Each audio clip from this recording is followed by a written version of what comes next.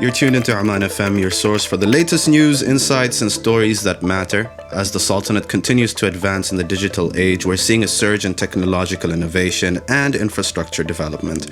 Our guest today is at the forefront of this transformation.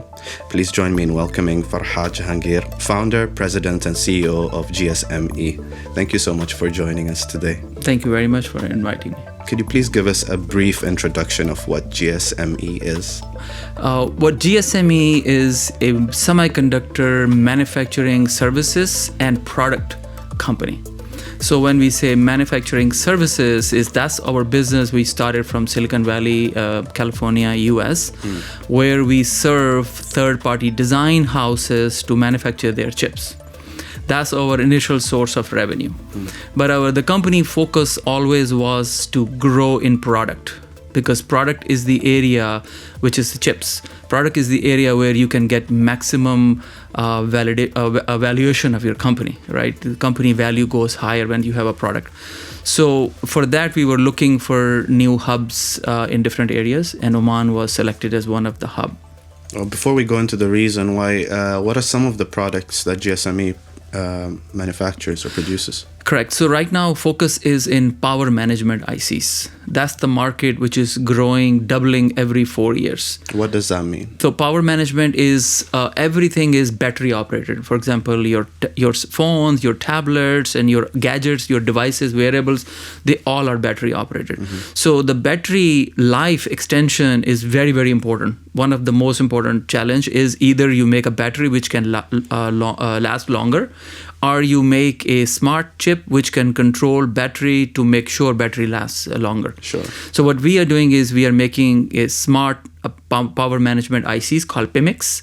So those PMICs will make sure that they talk to the processor, onboard processor of a phone or a tablet or a watch, and they control the circuitry. Say, okay, for example, if you're wearing a watch and you have your walk meter out, you have your heart monitor out, or you have your oxygen sensor out.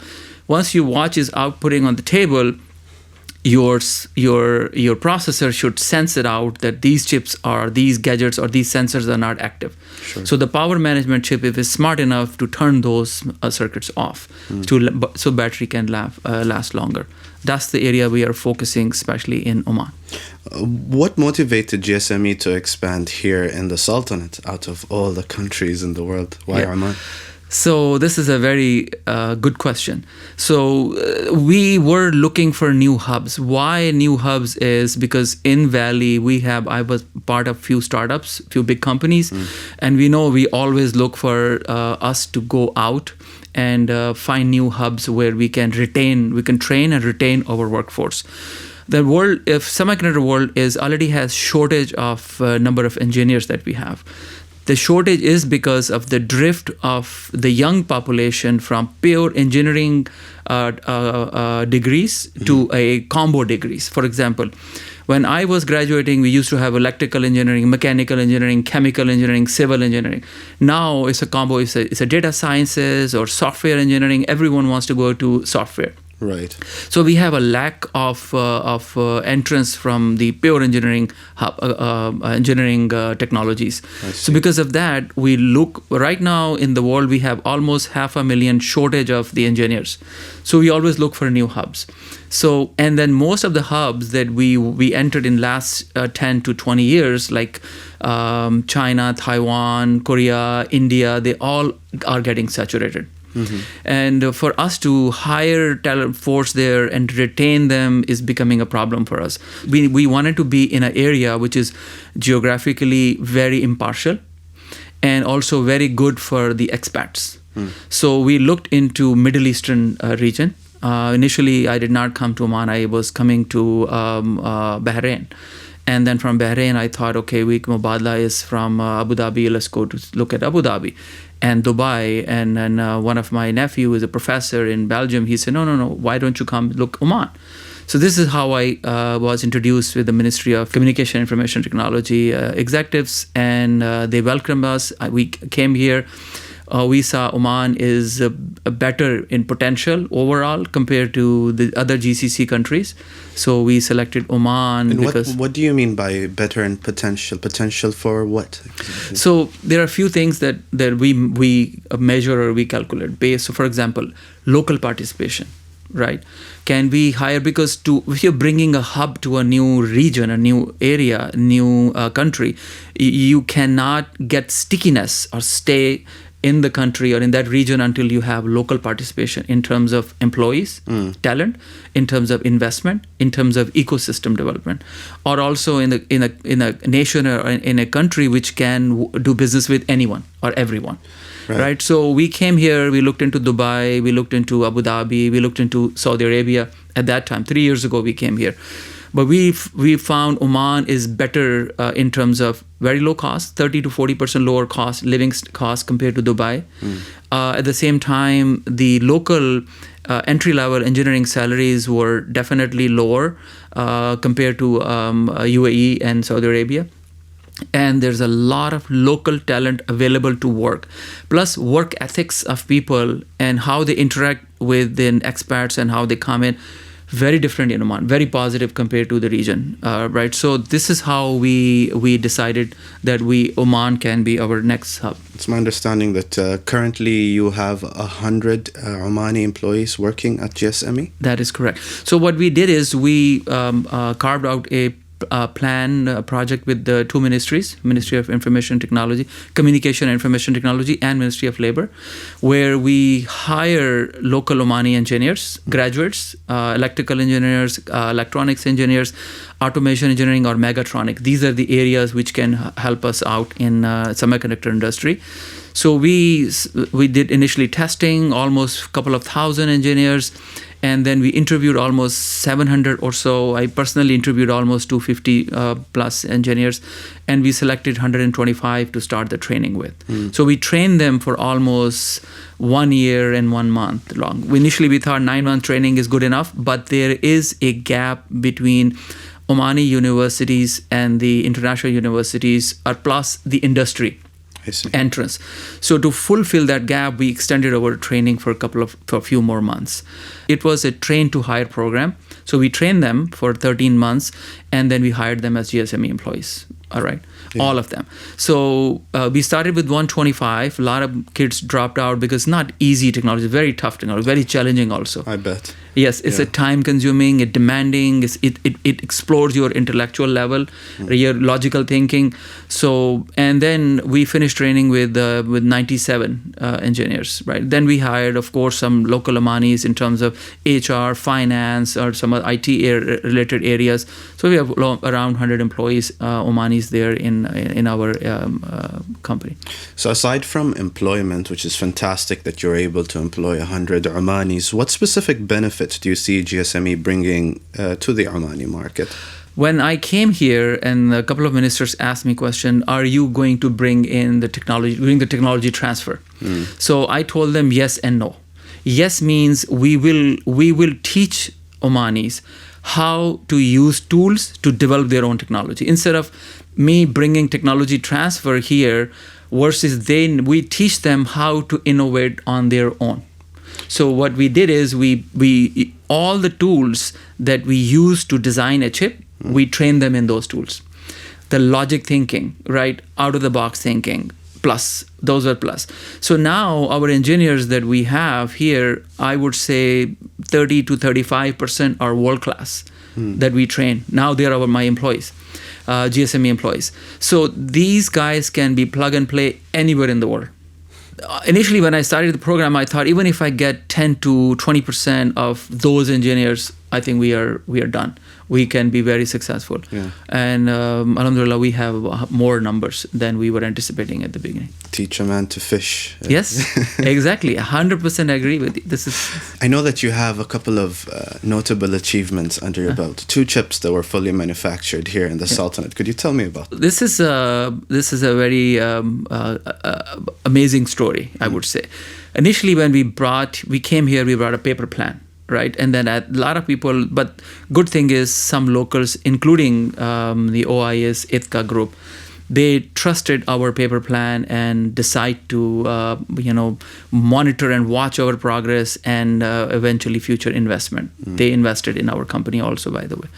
So because of that, paper plan was ready to execute. So now, after almost 2+ years of operations in Oman, we have demonstrated that it's not a plan, and we have a reality now. Okay, tell me about this reality. What did you guys produce? Reality. So with 2 chips that we did, Oman 1 and Oman 2, they were designed during the training. So as I mentioned, that we did not only teach them how to use tools to design a chip. We brainstormed a number of projects. We put those projects in 2 chips called Oman 1 and Oman 2, because they are not only first Omani design chips in Oman, they are the first 100% design chips by locals in entire GCC, by the way. Now, no one...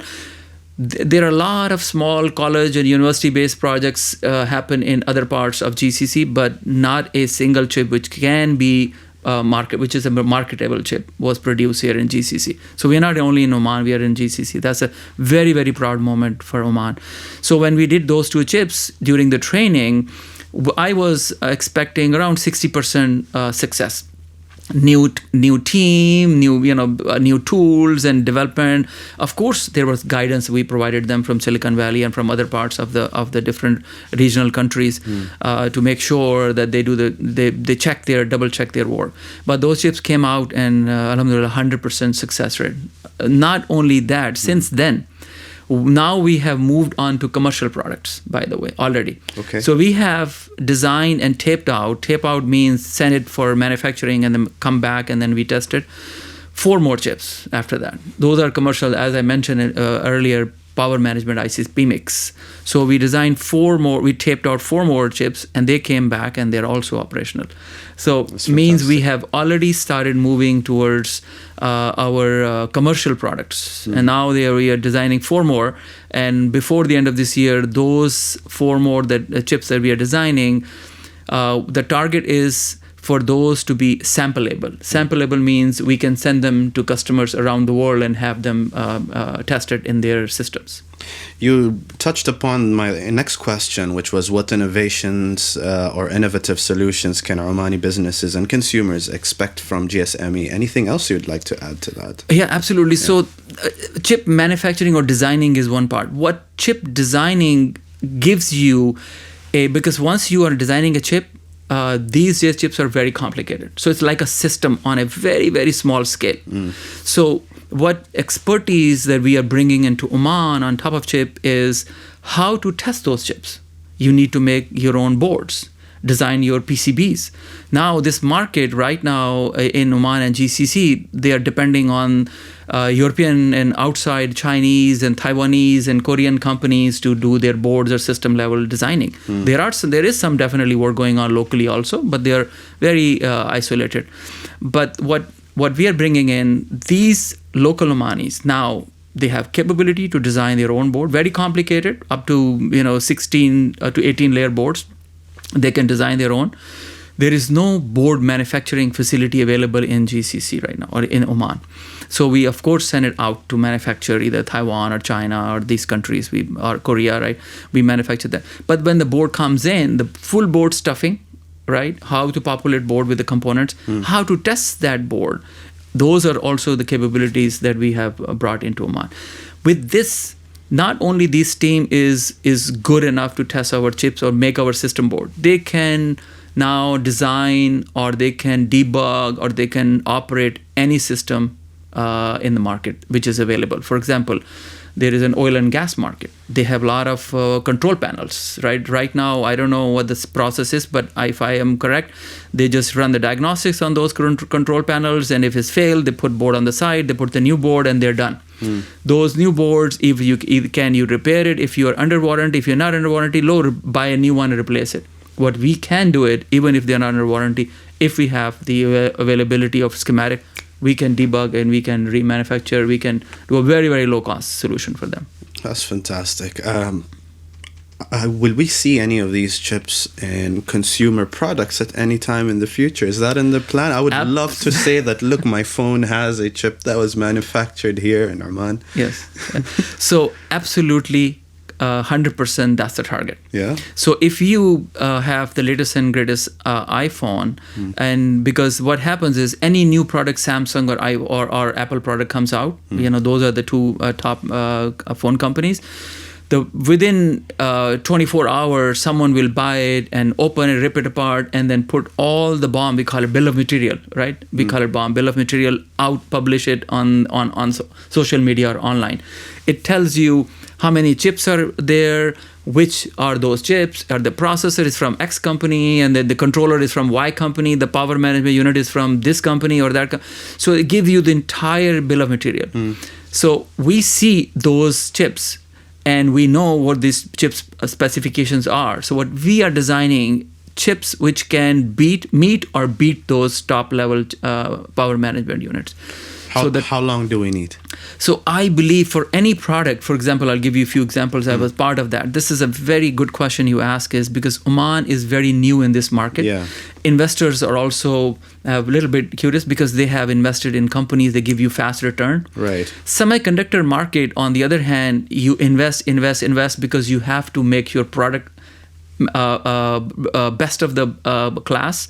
And when you launch it, you wanted to make sure that product is launched, which is killer product. Otherwise, you cannot sell. So for that, startup companies or product companies usually take anywhere between the best case 2.5 years to 5-6 years. My last company, Quantana Communications, we were making wireless chips. We wanted to. We were claiming we will be one of the best wireless chips on the planet. We were eventually. It took us 5 years to master the product. 5 years, investors only invested. Yeah. After that, when we start shipping, we had a killer product. And it took 3 years for us from there onward to go to IPO in NASDAQ in the US. And then after 2 years after IPO, another big company came and bought us for over $1 billion.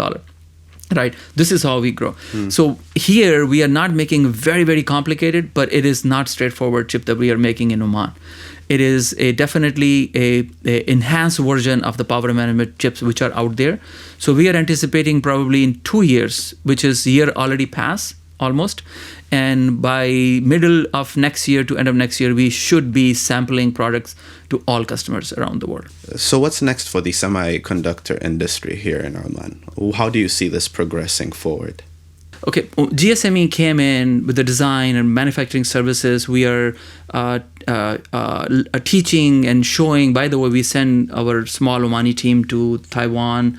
Now we are sending them to US and Korea. We just had a meeting with the US ambassador here to facilitate that, for the team to go to Silicon Valley to learn. So what we are trying to teach local Omanis is not only designing or chip testing, also how to come into manufacturing. So we are working with the Oman Investment Authority, OIA, and they're another fund, an IFCA fund, in the second phase. What next? So what next is we are planning to bring in manufacturing facilities in Oman. So this is very important for Oman, because what is happening is right now, because geopolitical situation between US and China was one of the biggest market in the low-cost manufacturing. Now that market is the door is slowly shutting. So what China is doing, transferring some of their factories to Vietnam, to Cambodia. Some of the companies, US companies, are moving some manufacturing to India, so other areas. But I believe, or we believe, even Oman Investment Authority believe, that if we can invest in this area, and Oman is also with the US has a FTA, free trade agreement.